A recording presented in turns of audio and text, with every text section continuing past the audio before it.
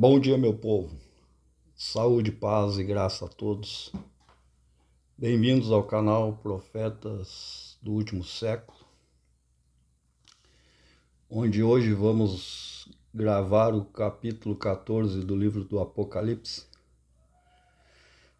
No vídeo passado falamos sobre o capítulo 13 do livro do Apocalipse, onde vimos ali a besta que sobe do mar, que dissemos ali que é um líder político, que vem a ser também o anticristo. Falamos ali que a besta que sobe da terra é um líder religioso e o falso profeta. E falamos ali que os três, o dragão, o anticristo e o falso profeta, formam então a trindade satânica, como a trindade de Deus. Assim, o inimigo, o dragão, imita Deus. Faltou falar então que esse líder religioso, esse falso profeta, provavelmente seja o último papa na história da Igreja Romana. Amém? Isso seria o último resquício então do Império de Roma Imperial. Amém? Seria a Roma Papal. Tem a ver lá com o capítulo 2 do livro de Daniel, onde o rei Nabucodonosor teve um sonho com uma estátua. E essa estátua então teria a cabeça de ouro, o peito de prata e o ventre então de bronze, e as coxas, pernas e pés de ferro.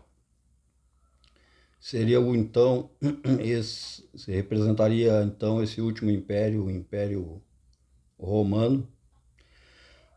Representaria os pés dessa estátua, onde ali os pés seriam de ferro misturado com barro, onde o ferro e o barro não se misturam. Então seria então a fraqueza desse império, que não se sustentaria nos últimos dias. E como chegamos a essa conclusão? É só responder então 3 perguntas. Qual a religião reconhecida como igreja desde os tempos de Roma Império, com a conversão do imperador Constantino? Se você disser, é a Igreja Católica Romana, onde fica a sede do Vaticano? Qual é o líder dessa religião reconhecido mundialmente? Se você responder essa pergunta, se você responder o que é Roma, eis aí o falso profeta, da onde sairá então esse líder religioso. Amém? Concluímos aqui então o que faltava do capítulo 13, e como sempre o livro do Apocalipse traz grandes revelações proféticas sobre o futuro, revelações essas muitas vezes surpreendentes e enigmáticas, que sempre nos deixam um pouco suspensos e admirados com essas revelações sobre o futuro. Amém? Então hoje iniciamos o capítulo 14 do livro do Apocalipse. Façamos a leitura do verso 1 ao verso 5. Título do capítulo 14, então, o Cordeiro e seus remidos no Monte Sião. Verso 1. E olhei, e eis que estava o Cordeiro sobre o Monte Sião, e com ele 144.000, que em sua testa tinham escrito o nome dele e de seu pai. E ouvi uma voz do céu como a voz de muitas águas, e como a voz de um grande trovão, e uma voz de arpistas que tocavam com a sua harpa e cantavam como um cântico novo diante do trono e diante dos 4 animais e dos anciãos. E ninguém podia aprender aquele cântico senão os 144 que foram comprados da terra. Estes são os que não estão contaminados com mulheres, porque são virgens. Estes são os que seguem o Cordeiro para onde quer que ele vá. Estes são os que, dentre os homens, foram comprados como primícias para Deus e para o Cordeiro. E na sua boca não se achou engano, porque são irrepreensíveis diante do trono de Deus. Amém?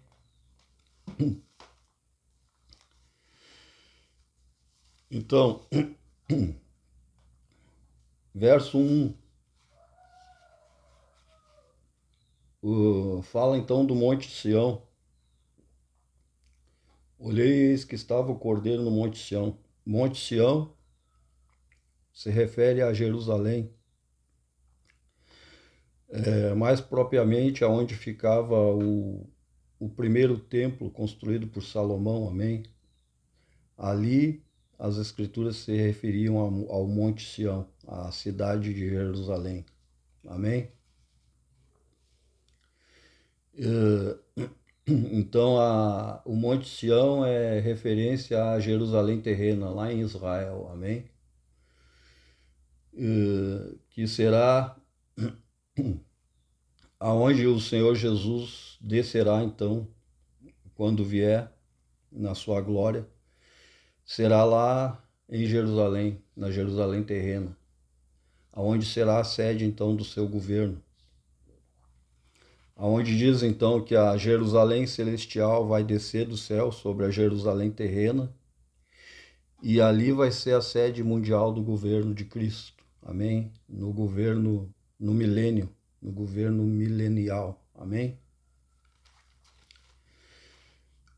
Verso 2, então, uma voz como de muitas águas, como voz de um trovão, e uma voz de arpistas. Verso 2 fala então da voz de Deus, mostra poder. A voz de Deus está sempre ligada a manifestações de trovões, raios e voz de muitas águas. Então, manifesta a voz, o poder de Deus. Verso 3 fala de cantar um cântico novo, no sentido novo mesmo, como a instalação de um governo, de um novo governo, então, um governo de justiça, que será o governo de Cristo, nesse milênio, nesse governo milenial, então, é um cântico novo. Como a inauguração de um novo reino aqui na Terra. Por isso, esse cântico é novo, é um cântico de adoração especial, novo, então, para inaugurar esse reino de Cristo aqui na Terra. Fala de novo começo, então. E por que só eles, então, verso 3, só eles podiam aprender aquele cântico, e ninguém mais podia aprender aquele cântico, só os 144 mil que foram comprados da terra. Tem a ver, então, com a variedade de línguas do Espírito Santo. Por isso, só eles podem aprender esse cântico. Então, os irmãos sabem que há idiomas humanos, amém? Há o idioma dos homens e há o idioma dos céus, o idioma dos anjos. Então, segundo a revelação dessas línguas dadas pelo Espírito Santo, por isso só eles aprendem esse cântico, amém? Tem a ver, então, com a variedade de línguas administrada pelo Espírito Santo, amém?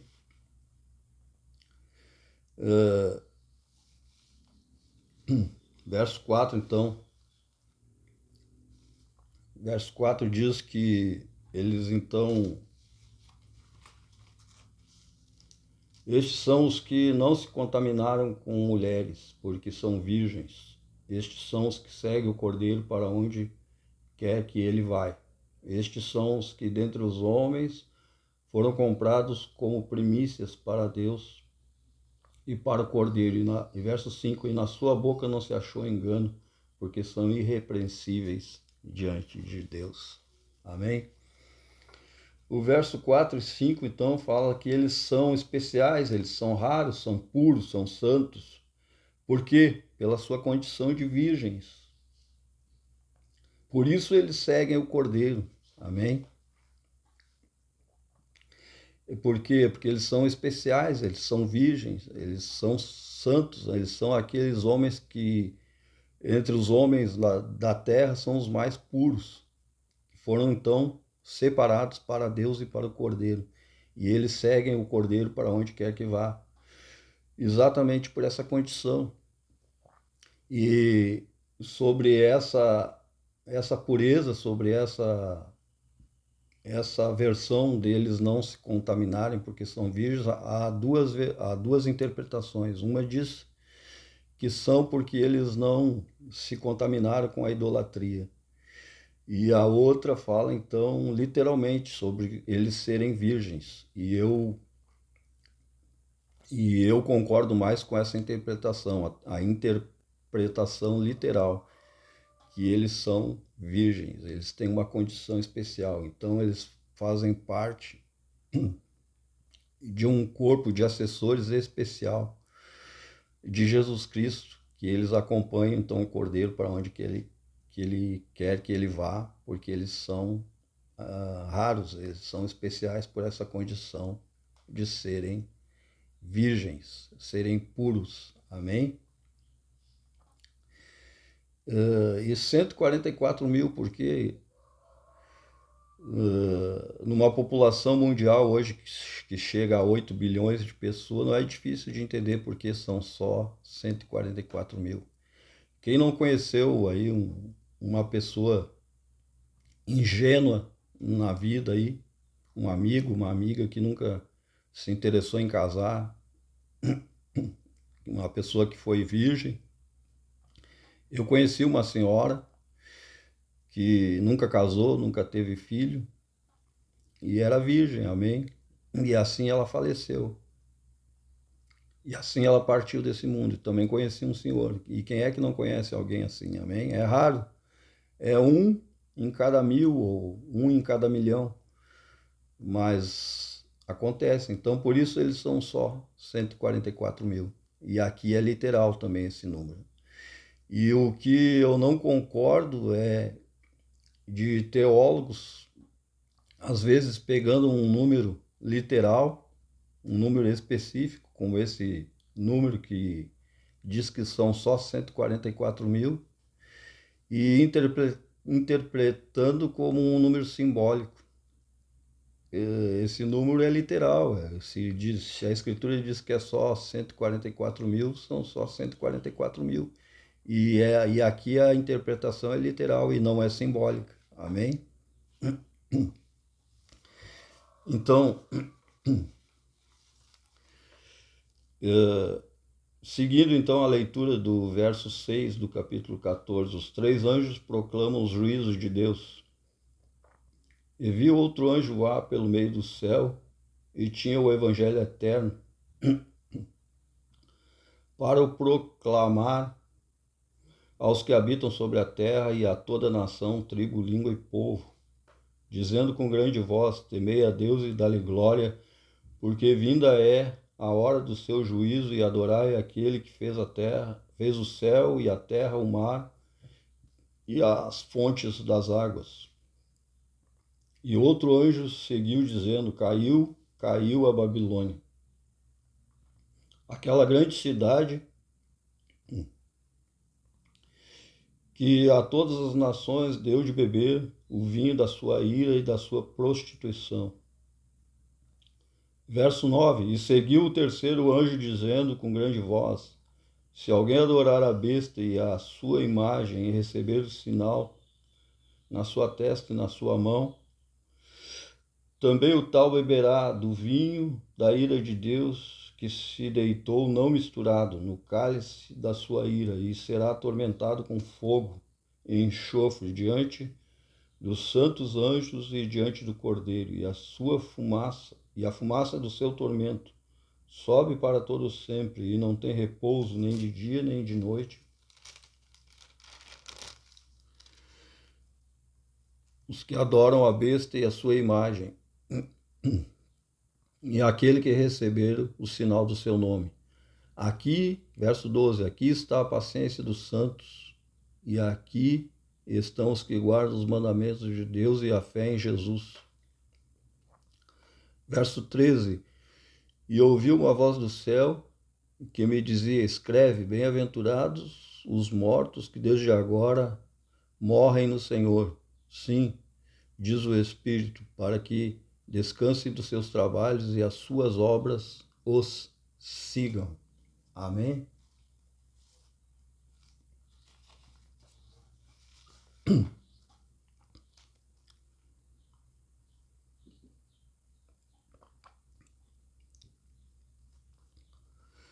Bem, o verso 6, então,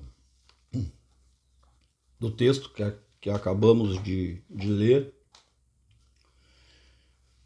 os anjos proclamam, então, os juízos de Deus. Verso 6, o primeiro anjo, então, proclama o evangelho eterno, fala, então, da nova aliança, feita no sangue de Jesus Cristo. Essa aliança é eterna, amém? Referência está lá em Lucas 22, 20. Verso 7 fala do testemunho, então, que começou.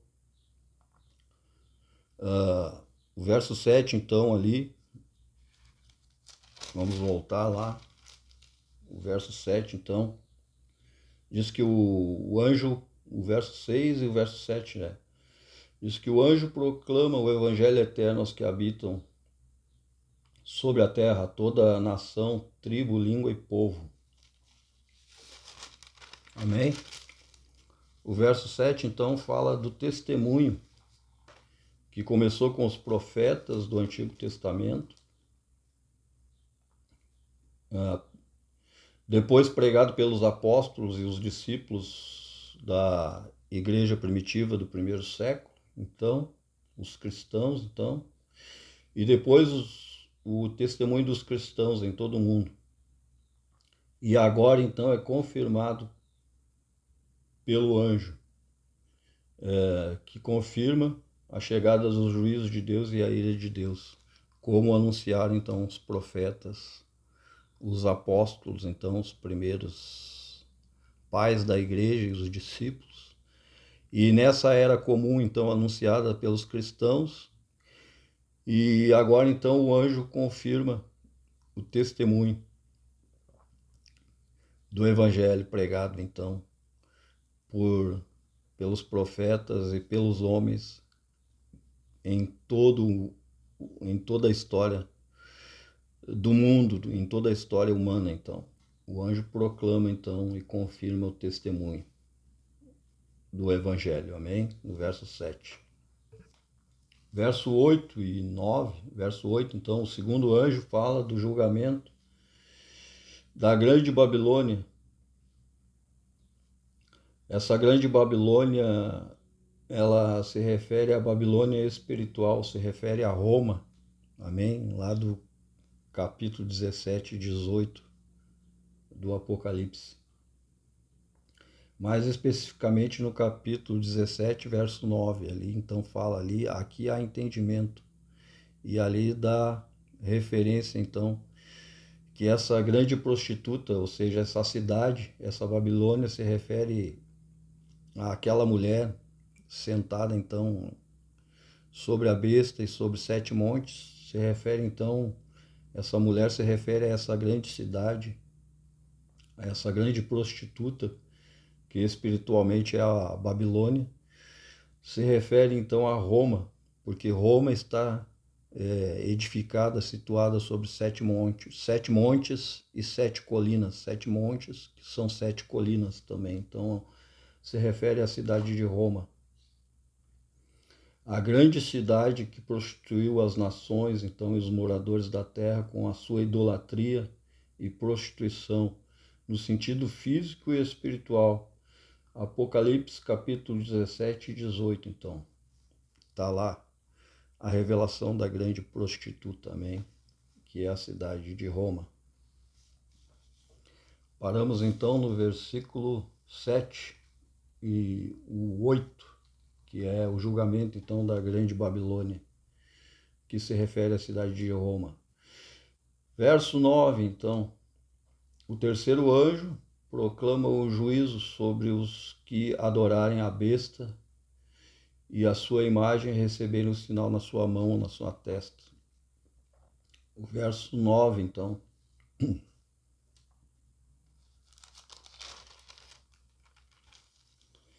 Verso 9, assim, foi precipitado, verso 9 do capítulo 13, do capítulo 14, amém? Verso 9 do capítulo 14 diz assim: E seguiu o terceiro anjo dizendo com grande voz: se alguém adorar a besta e a sua imagem, receber o sinal na testa, na sua mão, versículo 10, o tal também receberá do vinho da ira de Deus, que se deitou não misturado, no cálice da sua ira será atormentado, com fogo e enxofre diante dos santos anjos e diante do Cordeiro. Versículo 11, a fumaça do seu tormento sobe para todos sempre, e não tem repouso nem de dia nem de noite. Os que adoram a besta, então, recebem, e a imagem da besta recebe, então, o sinal do seu nome. Amém?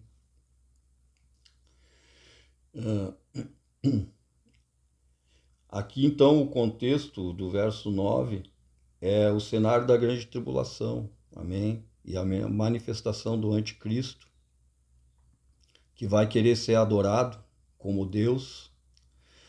Lá no terceiro templo, então, quando construírem o terceiro templo lá em Israel, diz então que ele vai profanar o templo, vai querer ser adorado então como Deus e vai fazer uma imagem, então, para que o mundo, então, adorem essa imagem. E aqui, então, o terceiro anjo traz o juízo sobre os que adorarem, então, o anticristo e a sua imagem e receberem o sinal na sua mão, na sua testa, então.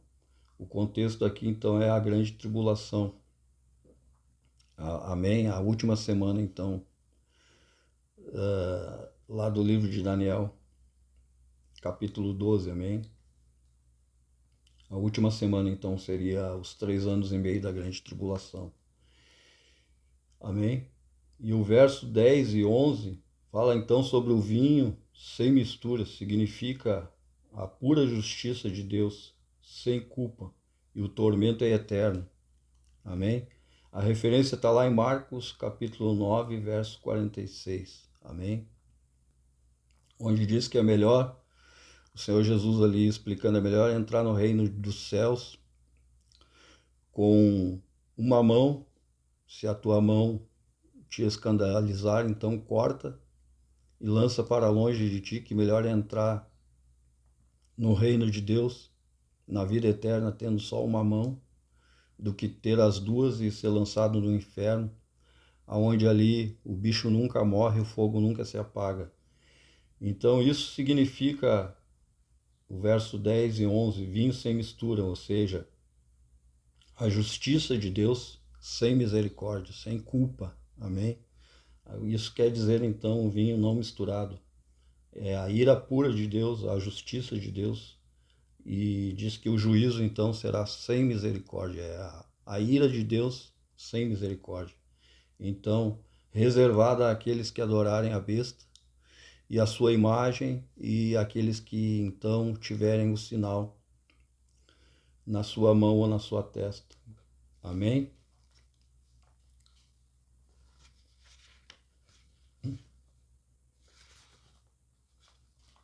Paramos no verso 11, verso 10 e 11.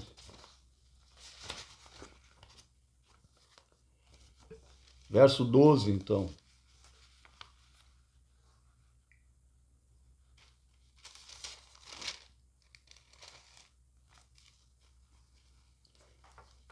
Verso 12 diz assim: aqui está a paciência dos santos, e aqui estão os que guardam os mandamentos de Deus e a fé em Jesus.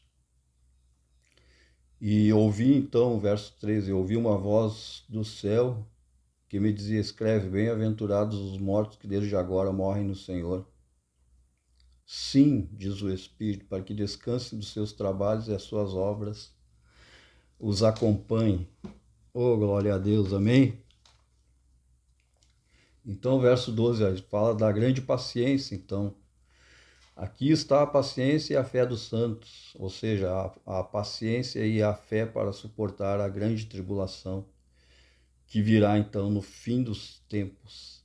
E o verso 13, então, diz assim: bem-aventurados que dormem, ou seja, os que agora morrem no Senhor, aqueles que não irão passar pela grande tribulação, amém? Diz assim: bem-aventurados, ou seja, felizes aqueles que agora morrem no Senhor antes que venha essa grande tribulação, essa grande perseguição contra a igreja nos últimos tempos, amém? Diz assim o verso 13, que descansem das suas obras, dos seus trabalhos, e as suas obras os sigam, ou seja, a sua fé, o seu testemunho em Jesus Cristo, a sua pregação do Evangelho, então os sigam e que eles descansem, porque as obras, então, que eles realizaram em prol da igreja e do Evangelho, vai testemunhar, então, a favor deles no dia do grande juízo e da ira de Deus, amém?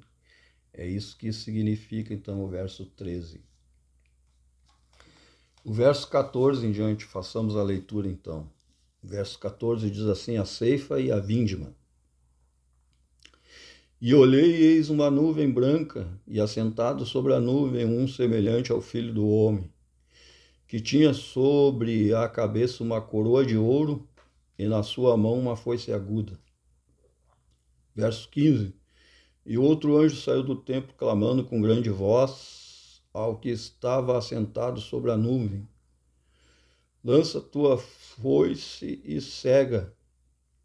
É já vinda a hora de cegar, porque já a seara da terra está madura.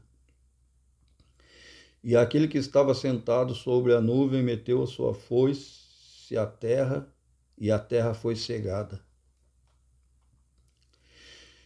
E verso 17, saiu do templo que estava no céu outro anjo, o qual também tinha uma foice aguda.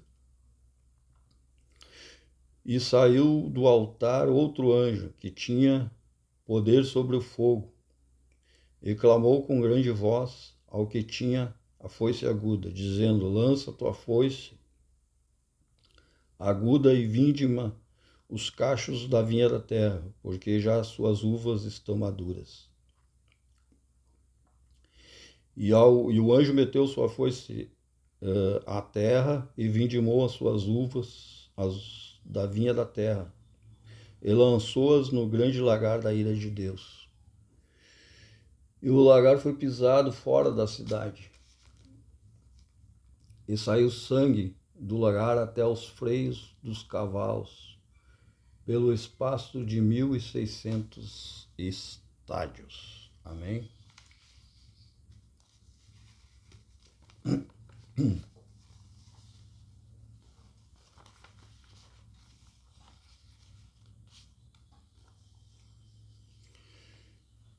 Então, o verso 14 fala de Jesus, expressa o Filho do Homem. Esse que estava sentado sobre a nuvem, então, semelhante ao Filho do Homem, essa expressão é referida a Jesus várias vezes no Novo Testamento também, Filho do Homem. E também no Antigo Testamento a Isaías, Filho do Homem. Amém? Então fala da pessoa de Jesus Cristo, essa expressão Filho do Homem. Esse que estava sentado sobre a nuvem e tinha na cabeça uma coroa fala de realeza, de rei, entendeu? Então, esse que tinha a coroa na cabeça de ouro e uma foice aguda é Jesus Cristo. O verso 14 e o 15 e o verso 14 então se refere à pessoa de Jesus Cristo. Amém? E o verso 15 e 16 fala da colheita dos salvos. Verso 15, outro anjo saiu do templo, clamando com grande voz ao que estava assentado sobre a nuvem: lança a tua foice cega, é já vinda a hora de cegar, porque já a seara da terra está madura. E aquele, verso 16, e aquele que estava sentado então sobre a nuvem meteu sua foice à terra, e a terra foi cegada. Aqui então fala da colheita dos salvos, a primeira colheita, então, fala da igreja, dos cristãos, então,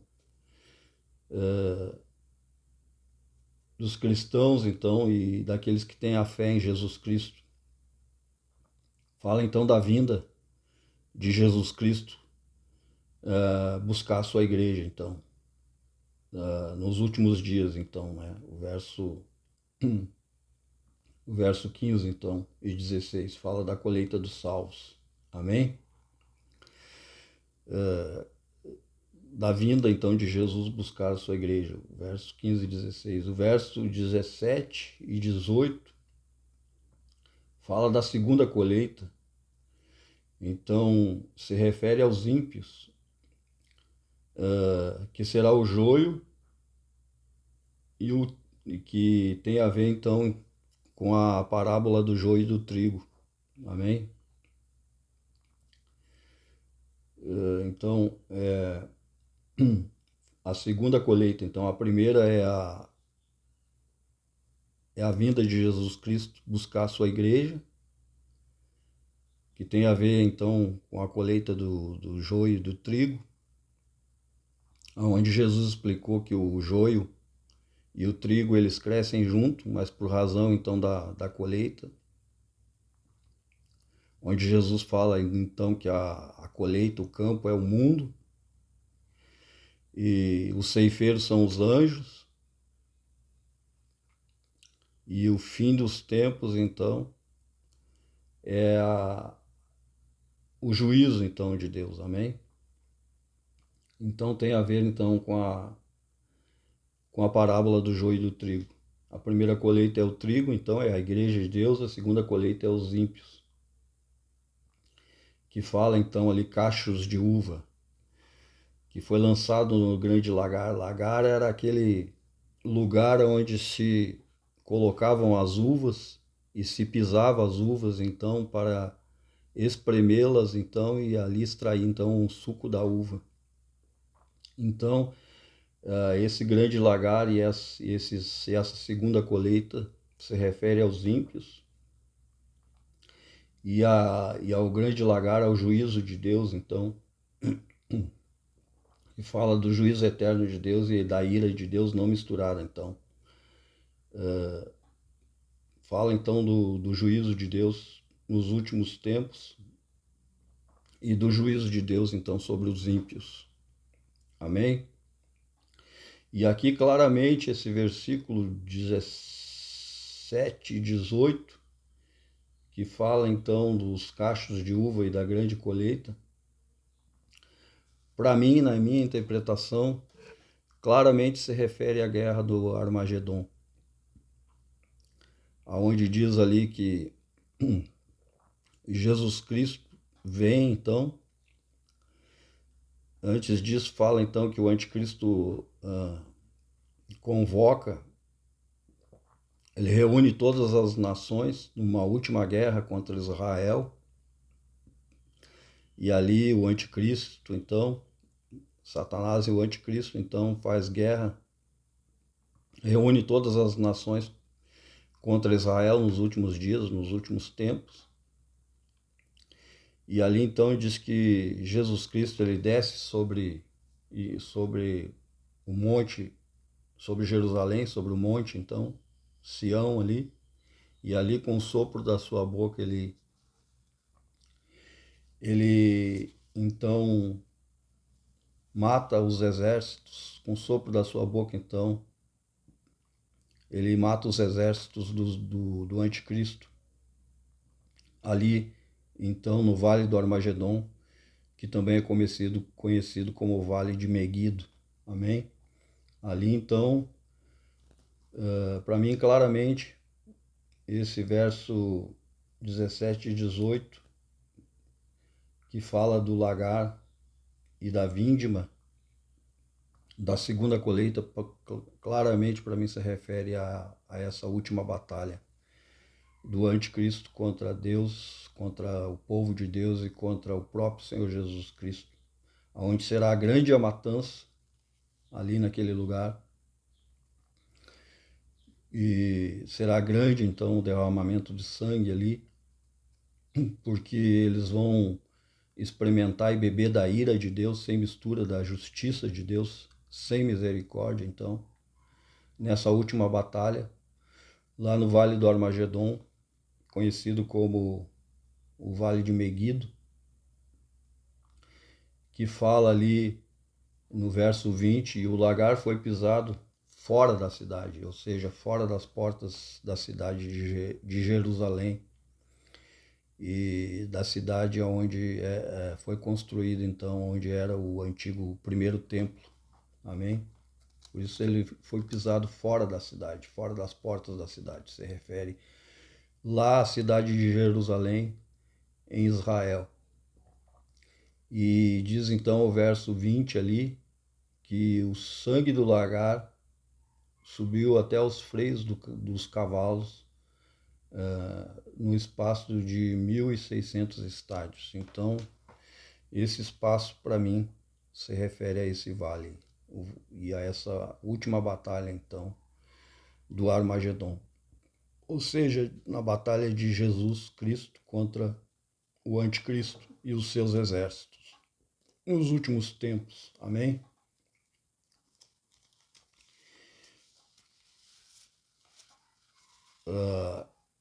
Quero dar aqui também ainda uma última análise sobre os 44.000 e sobre a igreja do Apocalipse capítulo 14.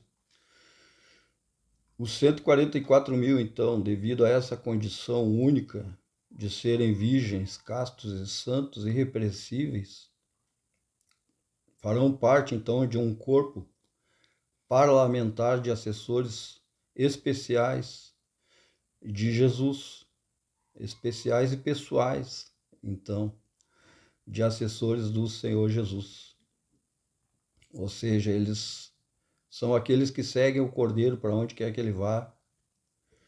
Por quê? Porque eles farão parte, então, desse corpo especial de assessores ao Senhor Jesus, no reino milenial, então, no milênio, aonde o governo de Jesus Cristo será um governo global, um governo único de justiça implantado aqui na Terra, a partir da sua volta, ou seja, da volta de Jesus, onde ele próprio irá reinar como rei de um governo único. Devido a essa condição única, só os 144.000 têm, amém?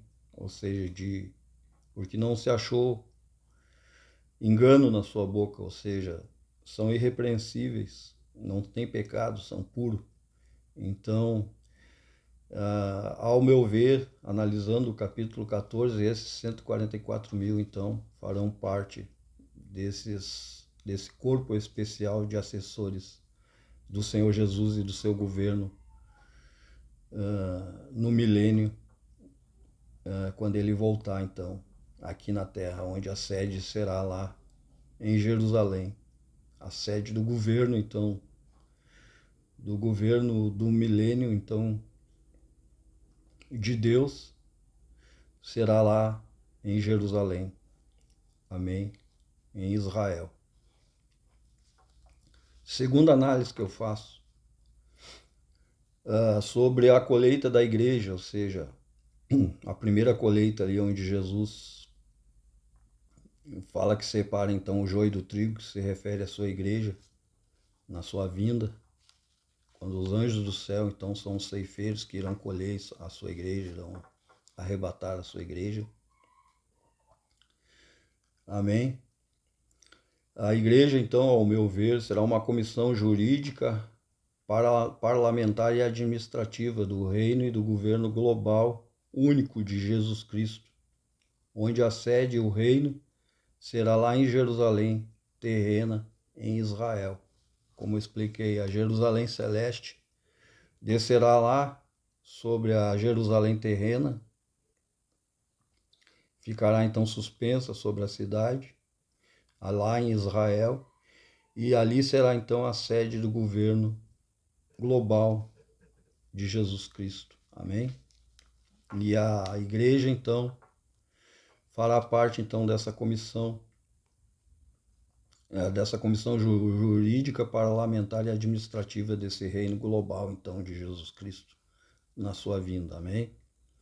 E é fácil de entender porque isso acontecerá. Porque esse reino será de justiça ou justo, sem corrupção. Porque a carne já não terá mais parte da estrutura física de nosso corpo. Por quê? Porque teremos um corpo celestial e imortal, sem corrupção da carne. Amém? Aonde diz ali então que Jesus Cristo, na sua volta, nós então seremos transformados em um corpo celestial, um corpo de glória. Então fica fácil entender então porque a igreja será um corpo de justiça, então, porque a carne, então, a corrupção da carne não fará mais parte da nossa estrutura física, porque seremos transformados em um corpo celestial, amém? Um corpo imortal e incorruptível.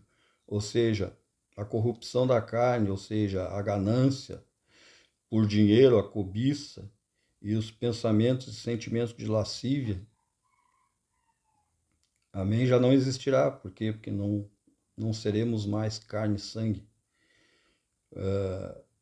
Por isso diz então que a carne e o sangue não herdarão o reino de Deus. Amém?